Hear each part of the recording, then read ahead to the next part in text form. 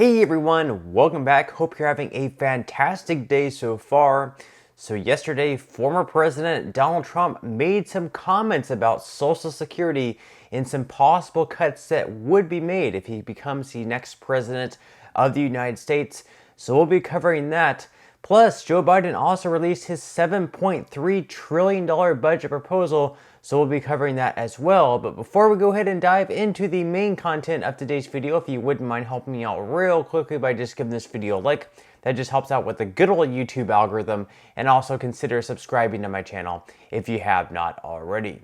Plus, if you would like to receive up to $10,000 in free stocks or $10,000 in free cash, in a pinned comment below, I will be leaving a link to Moomoo.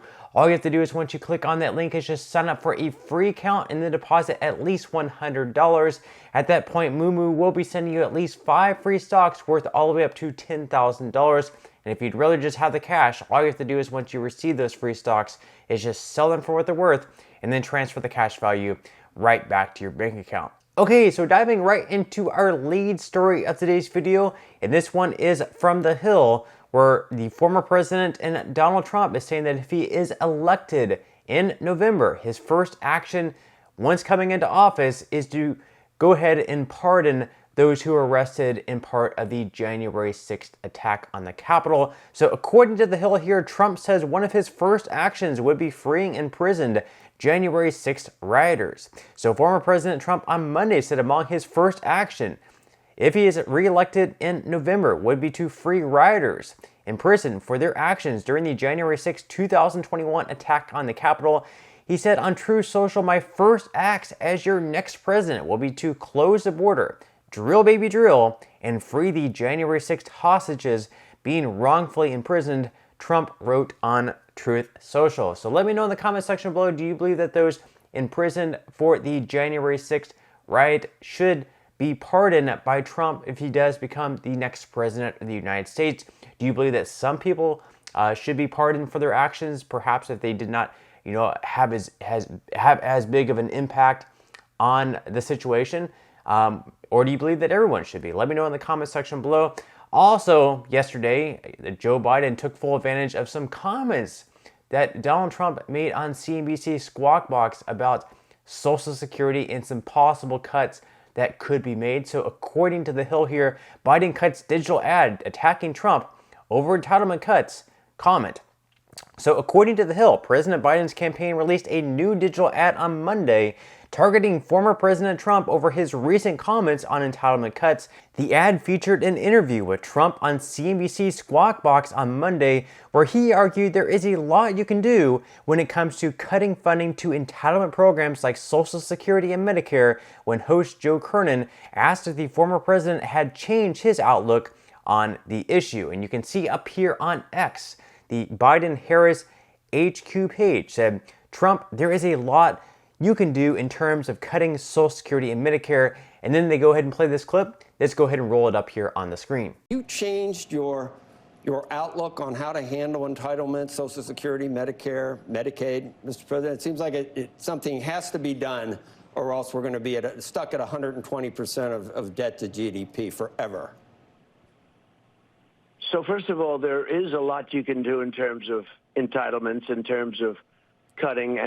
Then in response, the Trump team actually had their own response. They said, if you losers didn't cut his answers short, you would know President Trump was talking about cutting waste. So they're saying he wasn't talking about cutting Social Security benefits, that he was actually talking about cutting waste in the other entitlement programs. Let's go ahead and roll the clip. Have you changed your outlook on how to handle entitlements, Social Security, Medicare, Medicaid, Mr. President? It seems like something has to be done, or else we're going to be stuck at 120% of debt to GDP forever.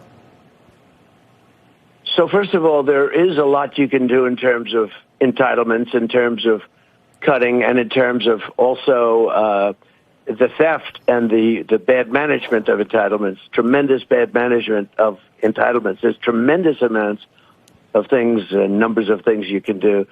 So I don't, necessarily agree with the statement. So as you can see, this was sort of an instance where Biden was taking advantage of a shortened clip and saying that Trump was actually talking about cutting Social Security benefits, that Social Security benefits is going to go away if he is the next president of the United States, when clearly he was just talking about cutting waste in other entitlement programs, not necessarily cutting Social Security benefits. He's actually gone out numerous times in his campaign and said that he does not want to cut Social Security. He was hammering his other Republican counterparts, such as Ron DeSantis, saying that Ron DeSantis wanted to cut Social Security, but he was going to protect both Social Security and Medicare. Let's go ahead and play a clip of one instance during his campaign where he was saying that we must protect Social Security and Medicare.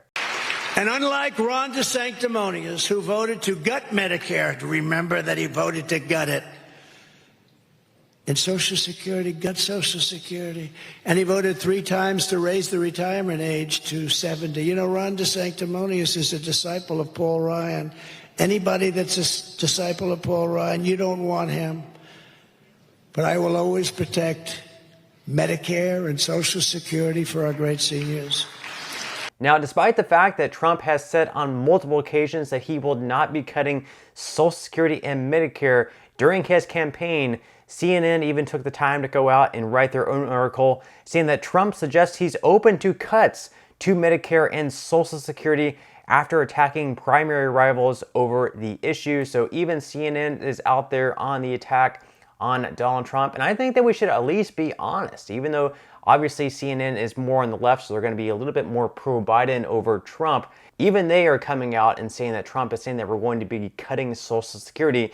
When you actually play the full clip, and it's pretty obvious that Trump did not mean that he actually wanted to cut Social Security and Medicare. They're actually taking a shortened clip there and being very selective about his words, when in fact he's not actually saying that he wants to cut Social Security. He's just wanting to cut waste. Whatever he means by that, I guess you can come up with what he means, but he's not saying that we're going to be cutting Social Security, just to be fair to Trump there. But let me know your thoughts in the comment section below. Do you believe that by what he said that he wants to cut Social Security, or do you believe that he's just going to be cutting waste in other areas of government spending? Now, of course, in some other news yesterday, Biden did release his budget proposal, $7.3 trillion in total. So according to The Hill here, the president calls for trimming the nation's deficit by $3 trillion in the next 10 years, doubling down on pitches to increase the corporate tax rate, enact a minimum tax on billionaires, and quadruple the stock buybacks tax. Democrats have also lauded proposals in the plan in areas including childcare, climate change, and housing. The budget plan also calls for the establishment of a national paid family and medical leave program that would operate under the SSA, similar to a proposal Democrats pushed for as part of Biden's signature Build Back Better plan when he first took office. The sprawling proposal calls for more support for a wide array of agencies and services key by Democratic priorities, including increases to the maximum Pell Grant award and the housing voucher program, improved immigration courts, and Democratic wish list items such as a proposal for a new program guaranteeing affordable child care for families with annual incomes below $200,000 annually. So let me know what your thoughts and comments are below on this Biden budget proposal. Obviously, it still will need to pass through Congress, so not everything that Biden wants is going to pass through because it will need to have bipartisan support. But regardless, let me know your thoughts and comments below. What do you believe needs to be passed? Do you believe that we need to be expanding the child tax credit? Do you believe that we need to be improving health care? Do you believe that we need to have a national paid leave family program? Leave your thoughts below, but that's all we have for today's video. I certainly hope that you enjoyed and found value out of it.